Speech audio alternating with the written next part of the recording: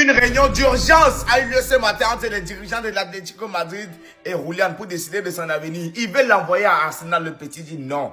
Je vais aller au Barça. Ah, c'est incroyable. Les Barcelonais, c'est acté. Julián Alvarez va quitter l'Atlético de Madrid. Il y a une heure, une réunion d'urgence, crise d'urgence comme la réunion des 5 Kage a été mise en place afin de décider de la dernière solution possible pour le dossier Alvarez. Et moi, je vais vous donner ma théorie. Alvarez va partir de l'Atlético, c'est acté. Et il va signer au Barça, c'est acté. Pourquoi? Premièrement, Alvarez ne veut plus jouer à l'Atlético, ça c'est sûr. Sauf que, dans l'histoire, ceux qui ont plus à perdre, c'est l'Atlético. Pourquoi? Déjà, les supporters de l'Atlético n'en veulent plus. Du coup, soit Alvarez, il reste à l'Atlético. Il va cirer les bancs où il va jouer, mais il ne va pas donner le meilleur de lui-même.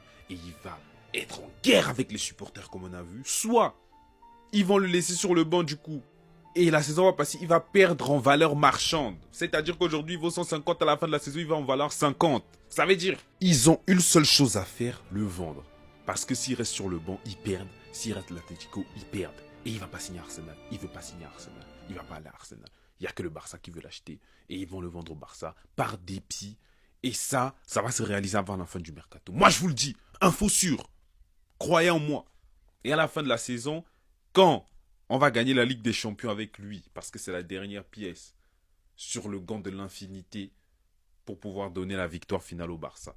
Et quand ça va se produire, tous ceux qui ont mal parlé du grand FC Barcelone, vous allez tous vous mettre à genoux. Et vous allez tous sucer le canon.